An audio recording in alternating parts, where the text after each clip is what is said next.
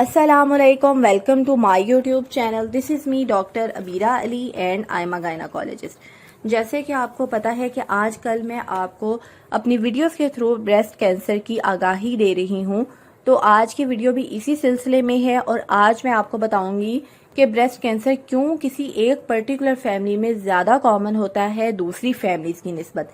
ये नहीं कि अगर आपकी मदर को या आपकी ग्रैंड मदर को या फिर आपकी एल्डर सिस्टर को ब्रेस्ट कैंसर है तो आप में भी ब्रेस्ट कैंसर का रिस्क ज़्यादा है और आपको ब्रेस्ट कैंसर के चांसेस हैं कि आपको लाइफ में किसी भी स्टेज पे ब्रेस्ट कैंसर हो सकता है। तो अगर आपकी फैमिली में ये रिस्क है तो आपने कैसे खुद को ब्रेस्ट कैंसर से बचाना है और कैसे आप अपनी स्क्रीनिंग करवा के अपने ब्रेस्ट कैंसर के रिस्क को असेस करवा सकती हैं, और अगर खुदा ना खास्ता आप में भी ये प्रॉब्लम है तो आप कैसे खुद को अर्ली ब्रेस्ट कैंसर डिटेक्ट करवा सकती हैं। तो इस सब के बारे में डिटेल से बात करते हैं। अगर आप मेरे चैनल पर नए हैं तो चैनल को लाजमी सब्सक्राइब कीजिएगा, बेल आइकन को प्रेस कीजिएगा ताकि ऐसी मजीद इंफॉर्मेटिव वीडियोस का नोटिफिकेशन आपको आसानी से मिलता रहे। तो ब्रेस्ट कैंसर कुछ पर्टिकुलर फैमिलीज में इसलिए ज़्यादा होता है क्योंकि उन फैमिलीज में वरासती तौर पर कुछ जीन्स की म्यूटेशन एक जनरेशन से दूसरी जनरेशन में ट्रांसफर हो रही होती हैं। अब इन जीन्स की म्यूटेशन में जो सबसे कॉमन जीन्स हैं वो हैं BRCA1 और BRCA2। ये दो जीन्स अगर इनमें कोई चेंज आ जाता है, इनमें कोई तब्दीली आ जाती है, कोई डैमेज आ जाता है तो ये ब्रेस्ट कैंसर कराती हैं एक पर्टिकुलर फैमिली के अंदर, रिलेटिव्स के अंदर।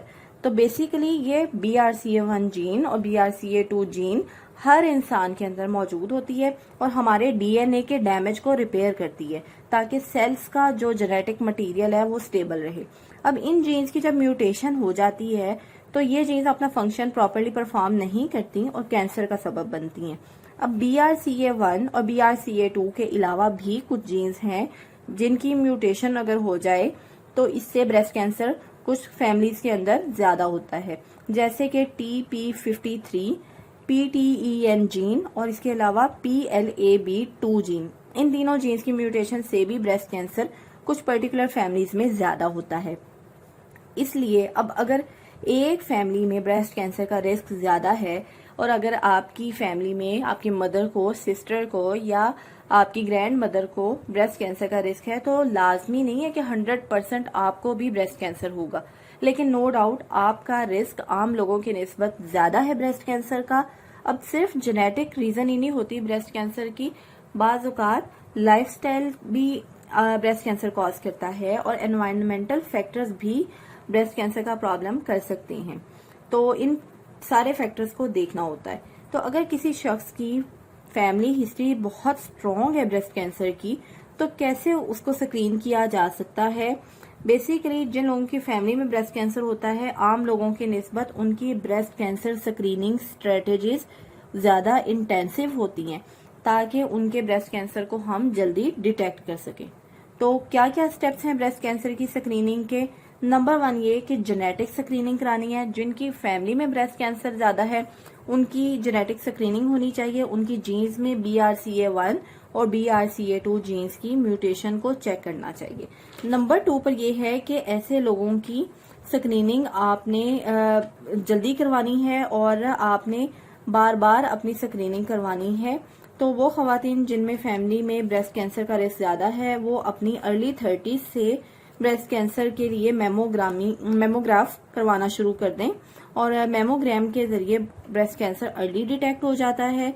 या फिर अगर उनकी फैमिली में जो भी सबसे कम उम्र ब्रेस्ट कैंसर पेशेंट था तो जिस एज पे उसको डिटेक्ट हुआ था ब्रेस्ट कैंसर उससे 10 साल पहले से ही अपनी ब्रेस्ट कैंसर की स्क्रीनिंग करानी शुरू कर दें थ्रू मेमोग्राफी और सालाना मेमोग्राफी करवाएं।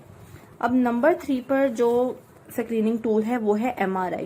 तो MRI मेमोग्राफी की निस्बत ज्यादा सेंसिटिव टेस्ट है और जो ब्रेस्ट कैंसर मेमोग्राफी के ऊपर डिटेक्ट नहीं हो सकते वो MRI के ऊपर डिटेक्ट हो जाते हैं। फॉर एग्जांपल अगर ब्रेस्ट के डेंस टिश्यू का कैंसर है तो समटाइम्स वो मेमोग्राफी के ऊपर नहीं आता, तो इसको सालाना MRI अगर करवा लिया जाए तो इससे भी ब्रेस्ट कैंसर डिटेक्ट हो जाता है। अब नंबर 4 पे है अल्ट्रासाउंड। समटाइम्स कुछ कैंसर्स मेमोग्राफी और MRI के ऊपर कंफर्म डायग्नोसिस नहीं बनाते तो फिर समटाइम्स अल्ट्रासाउंड की हेल्प लेनी पड़ सकती है। अच्छा, नंबर 5 पर है क्लिनिकल ब्रेस्ट एग्जामिनेशन।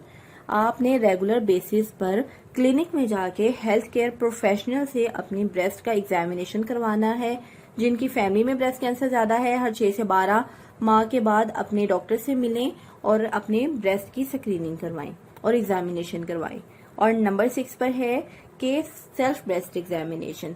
ये नो डाउट इमेजिंग जितना रिलायबल नहीं है, लेकिन आप अपने हैंड से तकरीबन कह लें कि मंथली ब्रेस्ट की अपनी एग्जामिनेशन करें और किसी भी लंप और कोई भी एबनॉर्मेलिटी को खुद डिटेक्ट करने की कोशिश करें। अब नंबर 7 पर यह कि बाज़ औक़ात मेडिकेशंस मिलती हैं जो कि ब्रेस्ट कैंसर को प्रिवेंट करती हैं, जैसे कि टैमॉक्सिफिन और एलॉक्सिफिन। अब नंबर 8 पर प्रोफाइलैक्टिक रिस्क रिड्यूसिंग सर्जरी होती है, जिनमें BRCA1 और BRCA2 म्यूटेशंस आती हैं। उनकी प्रोफाइलैक्टिकली यानी एहतियाती तौर पर ब्रेस्ट रिमूव अगर कर दी जाए तो ब्रेस्ट कैंसर से वो लोग बच जाते हैं। तो इसी तरह से नंबर 9 पर यह है कि हम रिस्क रिड्यूसिंग काउंसलिंग कर सकते हैं। जिनकी फैमिलीज में ब्रेस्ट कैंसर ज्यादा है उनको अपने लाइफस्टाइल को भी चेंज करना है, अपना हेल्दी लाइफस्टाइल मेंटेन करना है, अपना हेल्दी वेट मेंटेन करना है। अल्कोहल अगर यूज करते हैं तो अपनी अल्कोहल इनटेक को लिमिट करना है आपने, और इसी तरह से आपने स्मोकिंग को अवॉइड करना है। तो इस तरह से आपने अपने ब्रेस्ट कैंसर के रिस्क को कम करना है, और अगर इन स्टेप्स को फॉलो करेंगे तो आपके ब्रेस्ट कैंसर के चांसेस बहुत कम हो जाएंगे। और अगर खुदा न खास्ता अगर आपको ब्रेस्ट कैंसर है तो आपका ब्रेस्ट कैंसर अर्ली स्टेजेस के ऊपर डिटेक्ट हो जाएगा और जल्दी और अच्छे तरीके से ट्रीट हो जाएगा। तो this was all about breast cancer that runs in families. अपना बहुत सा ख्याल रखिएगा, और अगर वीडियो पसंद आई हो तो इसको दूसरे लोगों से जरूर शेयर कीजिएगा। टेक केयर, अल्लाह हाफिज।